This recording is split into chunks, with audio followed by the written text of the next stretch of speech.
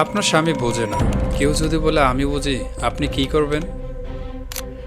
এই একটাই বাক্য রিমির মতো হাজারো মেয়েকে টেনে নেয় এমন এক ফাঁদে, যেখান থেকে ফিরে আসা সহজ না। রিমি কখনো ভাবেনি কেউ তাকে বোঝে, এই কথাটা একদিন তার জীবন পাল্টে দেবে। রিমি এক বিবাহিত নারী, 2 বাচ্চার মা। স্বামী সুমন ব্যস্ত চাকরিজীবী। রিমি দিনের বেশিরভাগ সময় কাটায় একা, বাচ্চাদের সামলানো, রান্না, সংসার ইত্যাদিতে। সুমন অফিসের চাপ, ফোনে বসে থাকা বা ক্লান্তির অজুহাতে রিমির কথা খুব একটা শোনে না। রিমি মনমরা হয়, কিন্তু মুখে কিছু বলে না। পাশের ফ্ল্যাটে নতুন এক ব্যাচেলর উঠেছে, নাম রাজীব। খুব ভদ্র, শান্ত ও মিষ্টি স্বভাবের। সে মাঝে মাঝে, আপনার ছেলেটা খুব কিউট, আপনি এত কষ্ট করেন, এমন মন্তব্য করে।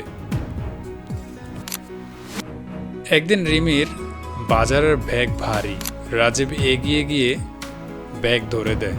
তারপর থেকে সে মাঝে মাঝে দরজার সামনে দাঁড়িয়ে কথাবার্তা বলে। রিমির একাকিত্ব ধীরে ধীরে কমতে থাকে, হাসি ফিরে আসে মুখে। এখানে বিপদ শুরু। সীমা পার হওয়া। রাজীব একদিন বলে, আপনার স্বামী তো বোঝে না, আমি হলে এত রাতে আপনাকে একা রাখতাম না। রিমি একটু চমকে ওঠে, কিছু বলে না, কিন্তু ভিতরে একটা অনুভূতি কাজ করে, কেউ তো অন্তত বুঝেছে। মেসেজিং শুরু। রাত 11টা। ঘুমালেন ভাবি? সকালবেলা। সত্যি বলতে আপনাকে দেখলে মন ভালো হয়ে যায়। রিমি এসবকে শুরুতে ভালো লাগা ভাবে, কারণ এতে সে বিশেষ মনে করে নিজেকে।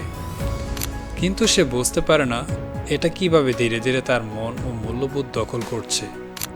একদিন সুমন রিমির ফোনে হঠাৎ একটা মেসেজ দেখে ফেলে, তার স্বামী, ভাবছি আপনাকে একদিন কোথাও নিয়ে যাই। স্বামী সুমন চুপ থাকে, মুখে কিছু বলে না, কিন্তু সম্পর্কের ভেতর বিষ ঢুকে পড়েছে। রিমি নিজেও কাঁদে, আমি কিছুই করিনি, ও তো শুধু ভালো ব্যবহার করেছে। কিন্তু বুঝে ওঠে সে নিজের অজান্তেই সেই সীমা পেরিয়ে ফেলেছে, যেখানে আর শুধু ভদ্রতা বলা চলে না। একজন মানুষ যখন আপনাকে বোঝে বলে আপনার স্বামী বোঝে না, তখন ভেবে দেখবেন সে কি আপনার পাশে দাঁড়াচ্ছে, নাকি আস্তে আস্তে সম্পর্কের ভাঙন তৈরি করছে। এটা শুধু গল্প নয়, প্রতিনিয়ত এরকম ঘটে যাচ্ছে আমাদের সাথে। ভালোবাসা শুধু কথায় নয়, দায়িত্বে।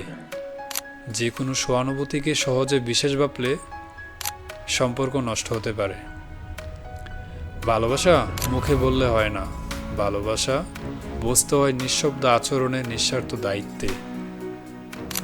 ভালোবাসা মানে অন্যকে আমার ভাবা নয়, ভালোবাসা মানে তাকে তার মতো করে ভালোবাসা দেওয়া।